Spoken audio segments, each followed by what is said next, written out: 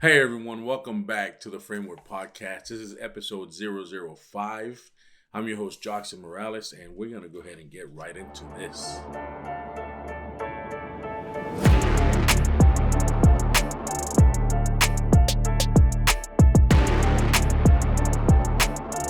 Today's episode, I titled it, Nothing is Free.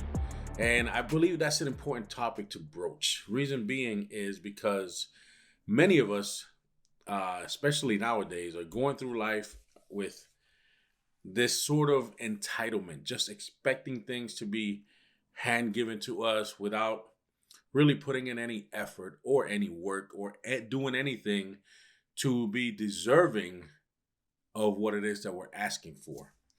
And I'm not going to go off the deep end today, but just wanted to give you this brief episode. And I want to start with an experience. Some of you, maybe a lot of you, are my age. I'm 47. I'm no spring chicken by any means. However, I did have a childhood.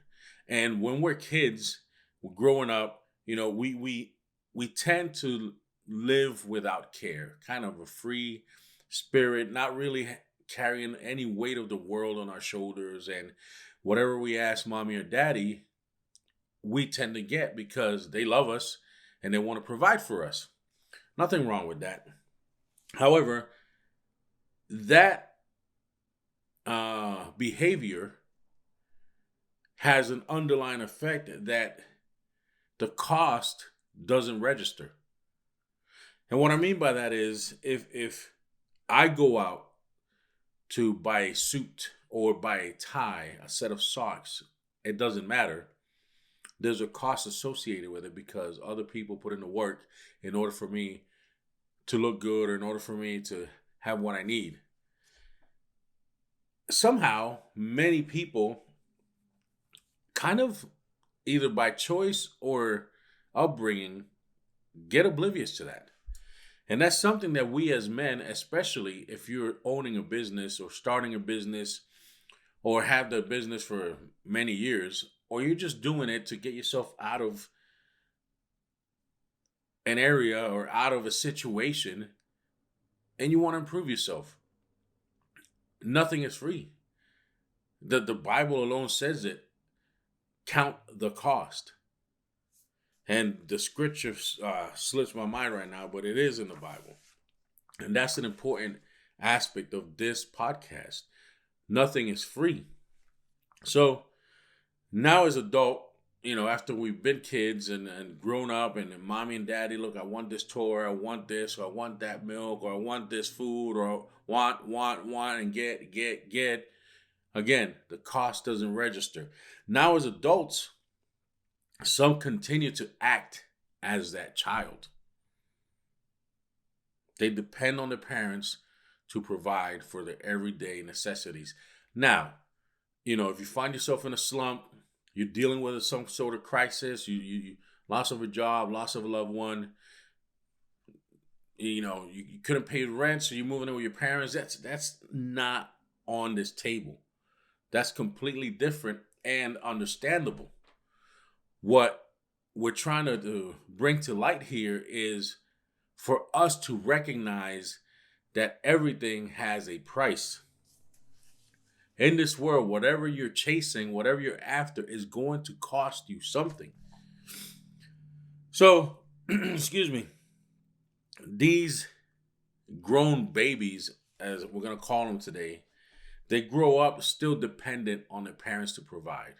And listen, if you're one of those grown stinking men, 30s, 40s, maybe 50s, and you decided to reside in your mama's basement and you have $10,000-$15,000 worth of gaming and electronics in your basement bedroom, and your mama's upstairs still eating tomato cans and feeding herself and you on the cheap,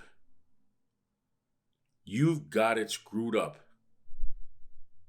Because how are your parents that you're living with going to be looking like they're on welfare while you're living it up like you're a rich millionaire? That doesn't jive. So get yourself right, and we can do it here. I'm here to help. Follow my podcast. Listen to the few that come before this one and the ones to come. It's time to change, bruh.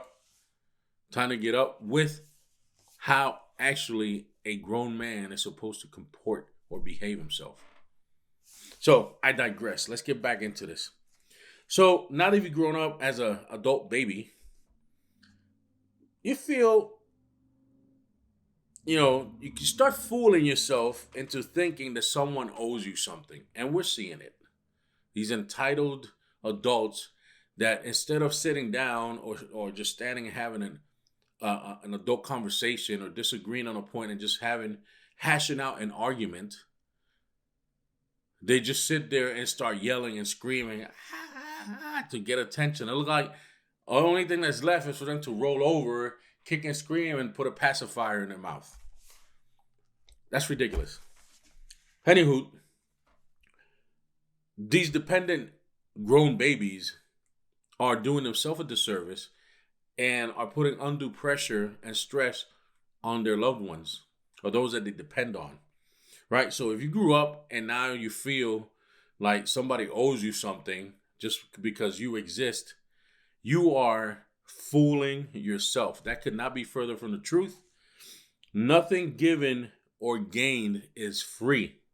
There's always an expectation. I'll say that again. And remember this, write it down if you have to.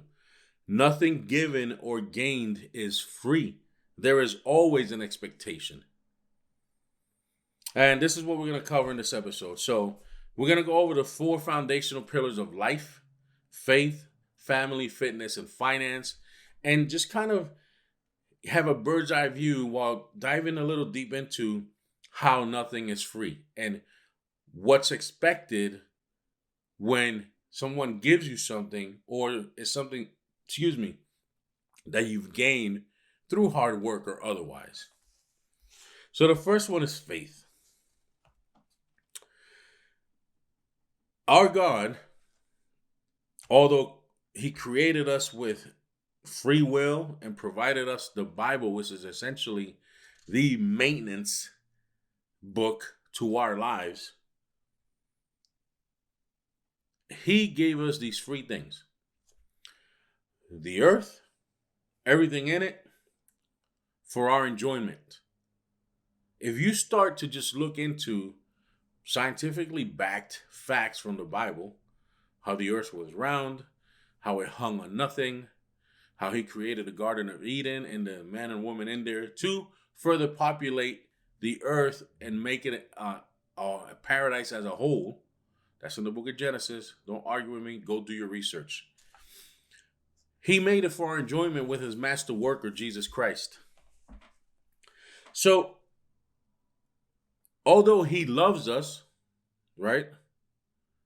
And he provided all of this to us for free, and we gained that undeserved kindness and love from him and everything that we have to enjoy, the expectation is once we start to read the Bible, is to act in accord with accurate knowledge gained from it. And also to develop a closer relationship with him. That's the expectation. Now, again, I'm not, this isn't a sermon. This isn't anything. I'm not getting here on a high moral horse. I'm not perfect. I'm as fallible as the next person. I just happen to enjoy reading the Bible. And I do believe that there's a creator. I do believe he has a name. And it's in the Bible. Look it up. So anywho, he gave us everything free. So the expectation is for us when we read this Bible, acting according with what we read and learned. That's the accurate knowledge of truth. And also develop a relationship with the Creator. Family, the second pillar. Let's say you're like me, family is super important for me. I rank that higher than anything on this planet. My wife and my kids. Extended family outside of that, it just kind of snowballs. But if you're someone like me that loves your family and you find yourself working a bunch of, no, I'm not working. I'm just saying an example. If there's a man that's missing his family because due to the current economy, due to unforeseen occurrence, he is devoting a large amount of time to work and his craft in order to provide. Now he's missing his quality time, right? So in order for him to increase quality time, he's gonna have to either, right, gained quality time. It's not free. The expectation of that quality time receiving it is you're either gonna have to stop associating as much with friends, stop going out to bars, start hanging out, watching a football game with a team that you don't own. Look, man, that's another tangent, but I just want to say this. I played football. High school, I did some college. I was all right. This past season, I didn't watch a single game, and it didn't kill me. I'm not a huge fanatic because I got other things that are more important than that, and things that as a business owner I need to tend to because that's what's bringing in the income. Now you got to weigh what's more important. At this point, family time or game time. And you could make light of it, joke, do whatever you want. Truth of the matter is, you show up at that stadium and trying to get access, you're going to get arrested because nobody knows who the heck you are. So you're not that important to that team. So why are you making that team your life? So why don't we stop being stupid and let's get some sense and reasoning with us and tend to the more important things. Now, if every once in a while, I get it. You want to entertain yourself, have a good time, and you've taken care of everything I need to take care of, and you want to watch a game, that's on you. I don't know how your family dynamic is.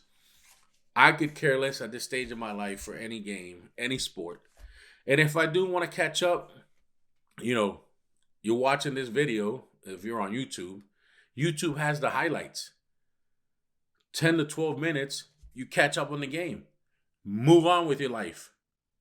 The end. Nothing else to be said about that. However, if you want to improve on your quality time, the time spent being present with your family, game time, associating with the friends, going out drinking, video games, if that's your thing, that's the cost. You're going to have to reduce that. Increase family time, reduce anything else outside of the home. So there you have it. Second point covered. I don't think we have to speak any further on that. And if you do, please have a question or anything, any of these points, any of the topic here, write it down in the comments. Let me know. We'll do a Q&A. I would love to have a discussion. It's the only way we're going to help ourselves. Now, I'm not sitting here judging anyone. Let's get this straight. I'm passionate because I want to help. No one did this for me. No one was there to mentor me. My older brother didn't mentor me. My father, he was just some dude that I spent 2 weeks in the summer with. I knew he was my dad, but we didn't have a relationship. My uncles, like, this didn't have, everyone was tending to their own life, their own problems. When we grew up at that time, we had to grow up quick. So by the time I was in 3rd grade, 4th grade, I knew how to cook. I knew how to do my laundry. Like, I was self-sustaining from an early age because we had to. So I didn't need a mentor. However, at this day and age, these young men, they're so weak. They're so pressured. They're dealing with so much distractions and lies and things that just is just mind-blowing that a helping hand, quite frankly, is something welcome. And that's what I'm trying to do here. So when I'm speaking about men in pajamas at 4 o'clock in the afternoon being a dirtbag. I'm not judging. I'm trying to bring to light the fact that, hey, maybe there's something else that you should be doing that's more productive and more attuned to your manliness. Young, old, doesn't matter. If you're growing up in a bad situation, I feel for you. I did, but I made it. I'm out. I have my own family. I'm doing my own thing. I'm trying to improve myself so anybody else can do it also. This isn't some special trait I had, but I'm here just for that, to try to help. So please don't misconstrue the message I'm trying to put out. I'm not trying to be judgmental. I'm trying to help out. All right, with that, number 3, fitness. So we covered faith, the pillar of faith. We covered family. We're on to fitness. And this one is near and dear to me because this is the one I'm heavily chasing now. Right? Probably 14, 18 months ago, I was almost 360 pounds. Last year, I was 332, I think it was. Last year, I mean like a year ago, not last year, 6 months ago. As I sit here, I'm 315. I'm trying to get down to 219. That's my end goal. So fitness, I'm learning a lot and relearning many of the things that I used to do when I was fit in my heyday, playing football, playing basketball, indoor, outdoor track. I played tennis. I mean, I snowboarded, I skateboarded. Then I was in the military. We worked out there. So it's not lost on me the importance of working out. I let myself go. I allowed external factors to kind of derail me, but I'm the one to blame. I accept full responsibility for that. Now I'm getting back on track. I'm taking it serious. Things has changed so drastically from 20 years ago that many of the things that I took for granted, thought I knew, I had to relearn. So that's why fitness, right now, this pillar is the one I'm seriously cracking down on and getting myself squared away with, because it's at the forefront of what I'm trying to achieve moving forward. I have to get my fitness squared away. But with that, again, comes a cost. And that's what we're going to talk about here as we hit this pillar up. So fitness. Let's say your goals are to lose weight, increase strength, and just improve overall wellness. See, that's the gained part. The cost is time away from your family. You have to give up certain foods that you love and want to eat on a daily.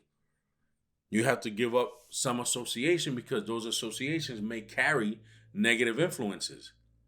So in order for you to achieve your goals and gain victory that way, the cost is that. So you want to lose weight?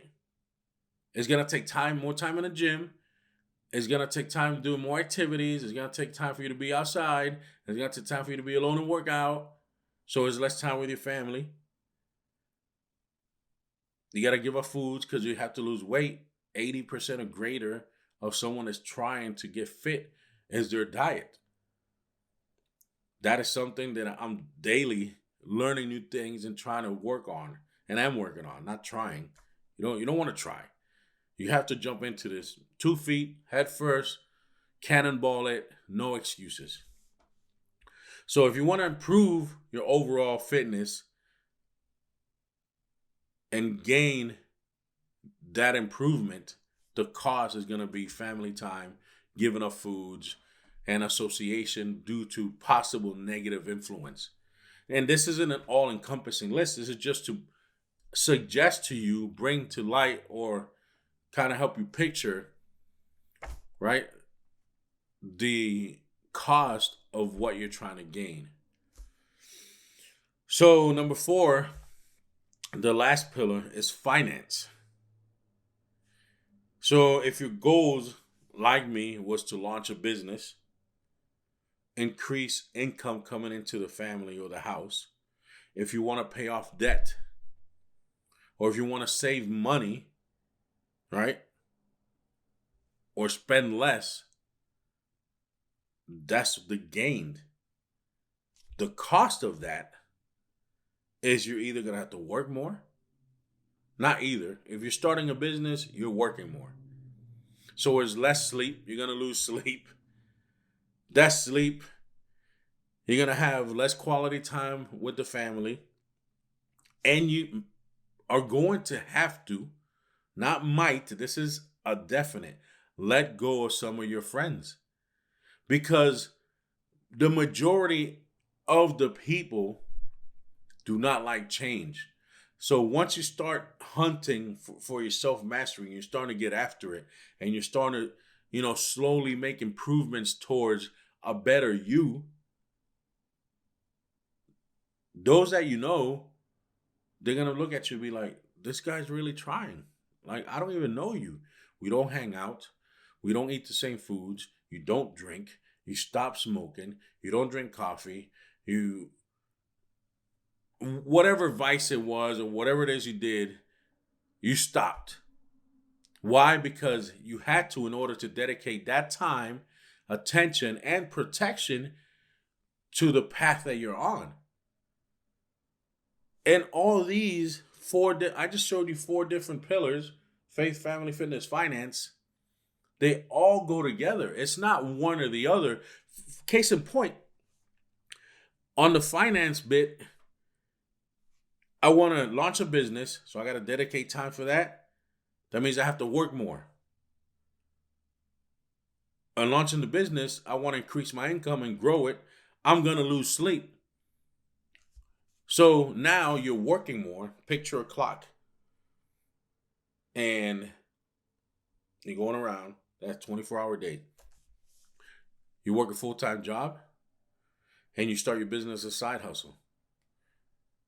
You work 8 hours a day, but in reality, that job takes up 10, 11 hours because by the time you get up, you get yourself ready, you commute to work, you work all day, then you reverse that, you commute home, you decompress, you shower, you eat dinner. Now you're free to get on with your evening, but you're working on a side hustle.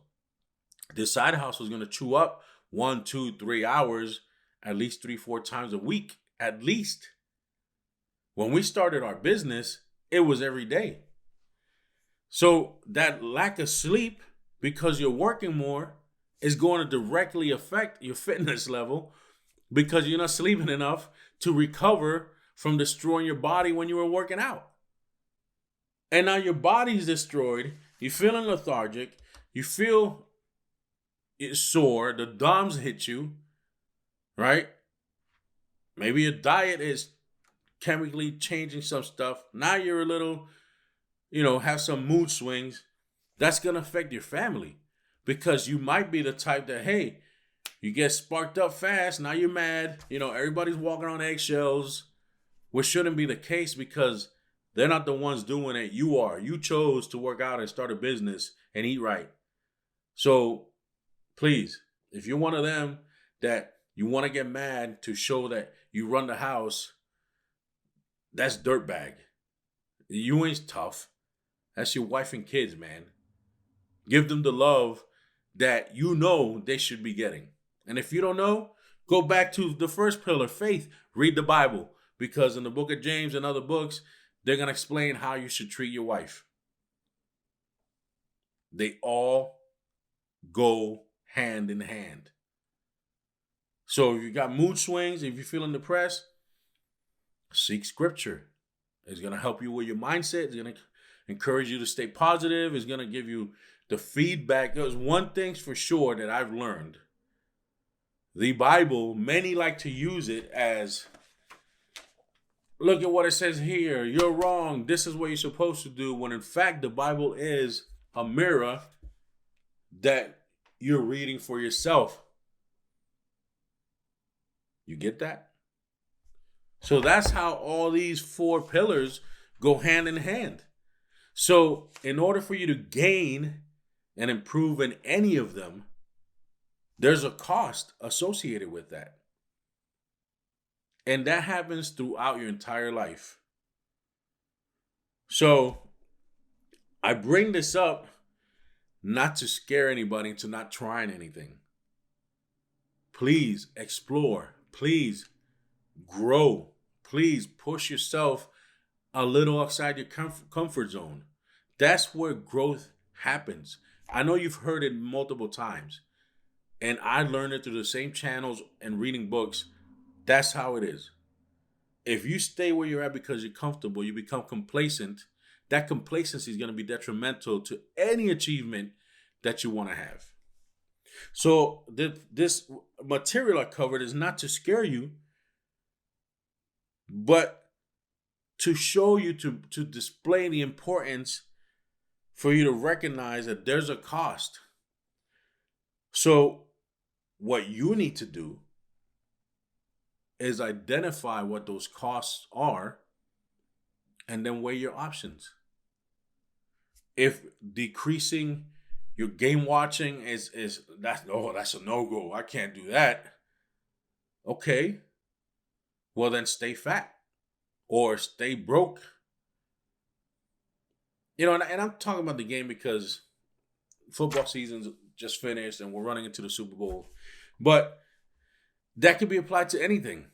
If you like to knock them back too much, I can't be sober for 40 days. What do you mean you can't be sober? You choose not to be. There's always a way to improve. Just like there's a way for you to stumble and fall and degrade yourself or become an addict. There's a way to reverse all of that. All it's going to take is your decision. So what's it going to be?